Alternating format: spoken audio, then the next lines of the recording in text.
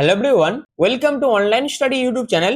Online study YouTube চ্যানেলে আপনাদের সবাইকে ভিডিওতে স্বাগত। তো 2026-এ পশ্চিমবঙ্গ গ্রাম পঞ্চায়েত নিয়োগ সংক্রান্ত বেশ কিছু গুরুত্বপূর্ণ আপডেট বর্তমানে কিন্তু উঠে আসছে, যেখানে গ্রাম পঞ্চায়েতে নিয়োগ কত তারিখ থেকে শুরু হবে, কবে থেকে আপনাদের ফর্ম ফিল আপ শুরু হবে এবং তার পাশাপাশি এই নিয়োগ সংক্রান্ত আরো বিভিন্ন বিষয়গুলি যেগুলি এই পঞ্চায়েত নিয়োগ সম্পর্কিত যে সমস্ত গুরুত্বপূর্ণ আপডেটগুলি আমাদের কাছে তুলে ধরেছেন, সেই প্রত্যেকটা বিষয় আপনাদের কাছে আমি এই ভিডিওর মাধ্যমে তুলে ধরবো। যেখানে মনে করা হচ্ছে এবারে এই যে পঞ্চায়েত নিয়োগ, এই নিয়োগে কিন্তু অনেক বড় পরিবর্তন কিন্তু পশ্চিমবঙ্গ সরকার নিয়ে আসবে। অর্থাৎ এর আগে যেরকম ভাবে পঞ্চায়েত পরীক্ষাগুলি হয়েছে, অর্থাৎ গ্রাম পঞ্চায়েতে যে ধরনের নিয়োগগুলি এর আগে দেখা গিয়েছিল, সেই রকম নিয়োগ পদ্ধতি কিন্তু এবার থেকে কিন্তু ফলো করা হবে না। তার জন্য পশ্চিমবঙ্গ সরকার নতুন বিলও কিন্তু নিয়ে আসবে এবং এই নিয়োগের জন্য অনেক বড় বড় পরিবর্তন কিন্তু আনবে। তো কি কি সেই পরিবর্তন, সেইগুলোও যেমন আপনাদের কাছে আমি এই ভিডিওর মাধ্যমে তুলে ধরবো, তার পাশাপাশি আরেকটা বিষয় আপনাদের মাথায় রাখতে হবে, পশ্চিমবঙ্গ সরকার কিন্তু সম্প্রতি এই যে বয়সের ছাড়, সেই বয়সের ছাড়টাকে কিন্তু মান্যতা দিয়েছে এবং সেই সংক্রান্ত কিন্তু বিলও পাস করেছে, যেখানে এই গ্রাম পঞ্চায়েত পরীক্ষাতে 5 বছর কিন্তু ছাড় দেওয়া হবে প্রত্যেক ক্যাটাগরি ক্যান্ডিডেটকেই। যেখানে টোটাল শূন্যপদ কত আছে, প্রায় 11,000 শূন্যপদ কিন্তু এবছর আছে। তো এই যে গ্রাম পঞ্চায়েত নিয়োগ সংক্রান্ত যে তথ্যগুলি বর্তমানে উঠে আসছে অফিসিয়ালি ভাবে, সেইগুলি আমি আপনাদের কাছে এই ভিডিওর মাধ্যমে তুলে ধরবো। তার জন্য অবশ্যই পুরো ভিডিওটি প্রথম থেকে শেষ পর্যন্ত কমপ্লিট দেখুন, যেখানে কমপ্লিট ইনফরমেশন যা যা আছে সমস্ত কিছু আপনারা কিন্তু এই ভিডিওর মাধ্যমে পেয়ে যাবেন। তো মূল ভিডিও যাওয়ার আগে আপনাদের কাছে একটা রিকোয়েস্ট, যদি আপনারা এই ধরনের বিভিন্ন ইনফরমেটিভ ভিডিওর আপডেট পেতে চান, সেক্ষেত্রে এখনই চ্যানেলটিকে সাবস্ক্রাইব করে পাশে থাকা বেল আইকনটি অল করে রেখে দিন, যাতে যে কোনো ধরনের ভিডিওর আপডেট সবার আগে পেয়ে যেতে পারেন তার জন্য। তো চলুন বিস্তারিত তথ্য নিয়ে, অফিসিয়াল আপডেট নিয়ে আমি মূল ভিডিওতে চলে যাচ্ছি। তো সম্প্রতি পশ্চিমবঙ্গের বিধানসভা নির্বাচনের পর থেকে কিন্তু পশ্চিমবঙ্গের যত বিভিন্ন পঞ্চায়েত দপ্তরগুলি আছে, যেমন গ্রাম পঞ্চায়েত থেকে শুরু করে পঞ্চায়েত সমিতি বা জেলা পরিষদ, এই প্রত্যেকটা দপ্তরেই পর্যাপ্ত কর্মীর অভাবে গ্রাম পঞ্চায়েত বা গ্রাসরুট লেভেলে যে সমস্ত সরকারি কাজগুলো, সেই কাজগুলো যেহেতু আটকে রয়েছিল এবং সেই কাজগুলিকে দ্রুত সম্পন্ন করার জন্য এই প্রত্যেকটা দপ্তরেই কিন্তু যথেষ্ট কর্মীর অভাব কিন্তু রয়েছে। যেখানে দিলীপ ঘোষ এই সমস্ত পঞ্চায়েত দপ্তরগুলিতে প্রায় 11,000 নিয়োগের কথা কিন্তু আগেই বলেছেন, কিন্তু বর্তমানে যে তথ্যটা উঠে আসছে সেক্ষেত্রে তিনি বলেছেন যে এতদিন পঞ্চায়েত দপ্তরের নিয়োগ যেহেতু পঞ্চায়েতের আইনের মাধ্যমেই হতো, তার ফলে মনে করা হয়েছে সেই নিয়োগের ক্ষেত্রে অনেক দুর্নীতি হয়তো হয়েছে। তার জন্যই পশ্চিমবঙ্গ সরকার এবারের এই যে পঞ্চায়েতের নিয়োগ বা পঞ্চায়েত রিক্রুটমেন্টের সমস্ত প্রসেসটাই কিন্তু পিএসসির হাতে তুলে দিতে চাইছে রাজ্য সরকার। যেহেতু পিএসসি হচ্ছে একটি স্বশাসিত সংস্থা, তাই গ্রাম পঞ্চায়েতের আইন অনুসারে পঞ্চায়েতের নিয়োগ যেহেতু পঞ্চায়েতের আইনের মাধ্যমেই হয়, তার জন্যই এখন যেহেতু রাজ্য সরকার এই সম্পূর্ণ নিয়োগটি অর্থাৎ সম্পূর্ণ গ্রাম পঞ্চায়েতের নিয়োগটি এই পিএসসির হাতে তুলে দিতে চাইছে, তার জন্য কিন্তু এই যে আইন আছে এই আইনটাকেও কিন্তু সংশোধন করা প্রয়োজন হবে। তার জন্য কিন্তু বিল নিয়ে আসা হবে রাজ্য সরকারের তরফ থেকে। আশা করি এই পর্যন্ত আপনাদের কাছে আমি ক্লিয়ার করতে পেরেছি।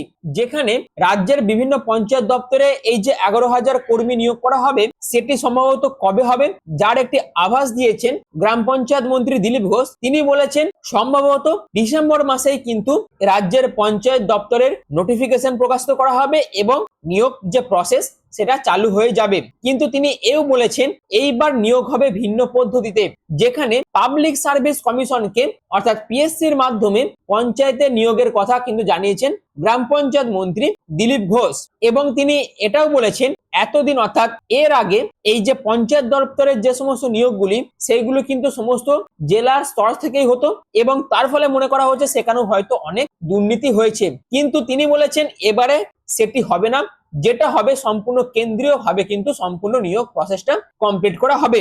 এবং পশ্চিমবঙ্গ বিধানসভাতে পঞ্চায়েত মন্ত্রী দিলীপ ঘোষকে এই পঞ্চায়েত নিয়োগ সংক্রান্ত যখন বিভিন্ন প্রশ্ন করা হয়, তিনি বলেন যে পর্যাপ্ত কর্মীর অভাবে পঞ্চায়েতের কাজ করা বর্তমানে সম্ভব হচ্ছে না। যেখানে তিনি বলেন পিএসসির মাধ্যমে প্রায় 11,000 কর্মী নিয়োগ করা হবে বিভিন্ন পঞ্চায়েত দপ্তরে, যেখানে ডিসেম্বর মাসের মধ্যে কিন্তু নিয়োগ প্রক্রিয়া শুরু করবে পশ্চিমবঙ্গ সরকার। যেখানে নতুন সরকার ক্ষমতায় এসে স্বচ্ছ কেন্দ্রীয়ভাবে পঞ্চায়েতে নিয়োগের সিদ্ধান্ত জানিয়েছে পশ্চিমবঙ্গের পঞ্চায়েত মন্ত্রী দিলীপ ঘোষ।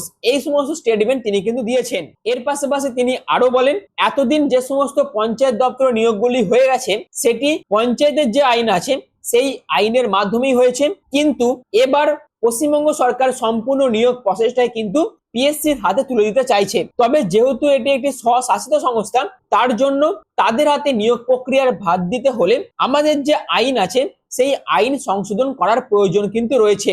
পঞ্চায়েত মন্ত্রী এই বিষয়ে আরো তার স্পষ্ট যে বার্তা সেটি তিনি দেন, যেখানে তিনি বলেন পশ্চিমবঙ্গে বিজেপি সরকার ক্ষমতায় আসার পরে 1 লক্ষ কর্মসংস্থানের আশ্বাস দেওয়া হয়েছে এবং সেই কথা মতনই পঞ্চায়েতের নিয়োগও কিন্তু ডিসেম্বর মাস থেকেই শুরু হবে। তো এই তো হচ্ছে পুরো বিষয়টা।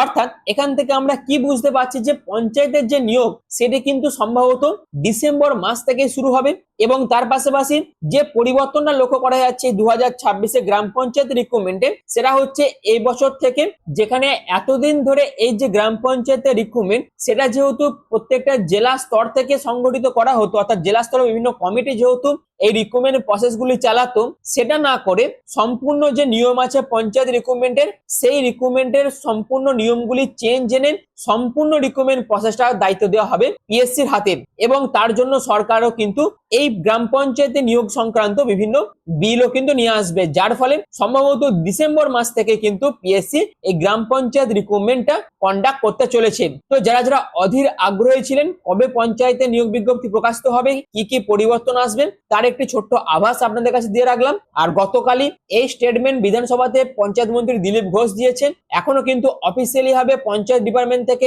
এই বিষয়ে কোন রকম স্টেটমেন্ট কিন্তু জারি করা হয়নি যে কারা এই সম্পূর্ণ বিষয়টা কন্ডাক্ট করবে, যেহেতু সম্পূর্ণ বিষয়টার মধ্যে একটি আইনি ব্যাপার আছে। কিন্তু মনে করা হচ্ছে যেহেতু পঞ্চায়েত মন্ত্রীর তরফ থেকে এই বার্তাটাই উঠে আসছে, তার জন্যই মনে করা হচ্ছে যেহেতু পঞ্চায়েত মন্ত্রী দিলীপ ঘোষ এই স্টেটমেন্ট দিয়েছেন, তার ফলে সম্ভবত পিএসসি এই পঞ্চায়েত যে রিক্রুটমেন্ট প্রসেস আছে সেটাকে কন্ডাক্ট করবে। এবং তার পাশাপাশি আরেকটা বিষয় আপনাদের কাছে আমি তুলে ধরছি, সেটা হচ্ছে সম্প্রতি পশ্চিমবঙ্গ সরকার যেমন বলেছিল 5 বছরের এজ রিল্যাক্সেশন, তার জন্য কিন্তু নোটিফিকেশন প্রকাশিত করা হয়েছে, যেখানে সামনে 2 বছরে পশ্চিমবঙ্গের মধ্যে যত রিক্রুটমেন্ট প্রসেস চলবে সেই প্রত্যেকটা রিক্রুটমেন্টের জন্যই কিন্তু 5 বছর করে এজ রিল্যাক্সেশন থাকবে। অর্থাৎ সামনে 2 বছর পশ্চিমবঙ্গের প্রত্যেকটা সরকারি চাকরিতে কিন্তু 5 বছর রিল্যাক্সেশন থাকবে প্রত্যেকটা ক্যাটাগরি ক্যান্ডিডেটদের জন্য। এটাও কিন্তু খুবই বড় একটি আপডেট ছিল। তো সম্ভবত 11,000 শূন্যপদের জন্য যে নিয়োগ বিজ্ঞপ্তি প্রকাশিত হওয়ার কথা রয়েছে সেটা কিন্তু এবছর ডিসেম্বর মাসেই বেরোবে এবং সম্পূর্ণ পঞ্চায়েত রিক্রুটমেন্টটা পিএসসি কন্ডাক্ট করবে এবং যারা যারা আবেদন করবে প্রত্যেকের জন্য কিন্তু 5 বছরের এজ রিল্যাক্সেশন থাকবে। আশা করি বিষয়টা আপনাদের কাছে আমি ক্লিয়ার করতে পেরেছি। তো এই রকমের যদি ইনফরমেটিভ ভিডিও আপনারা আরো পেতে চান বিভিন্ন জব আপডেট সম্পর্কিত, তাহলে এখনই অনলাইন স্টাডি ইউটিউব চ্যানেলটিকে সাবস্ক্রাইব করে পাশে থাকা বেল আইকনটি অল করে রেখে দেবেন, যাতে যে কোনো ধরনের ভিডিওর আপডেট সবার আগে আপনারা পেয়ে যেতে পারেন তার জন্য। আর ভিডিওটি এখনের মতো এটুকুই। পুরো ভিডিওটি প্রথম থেকে শেষ পর্যন্ত দেখার জন্য আপনাদের প্রত্যেককে অসংখ্য ধন্যবাদ।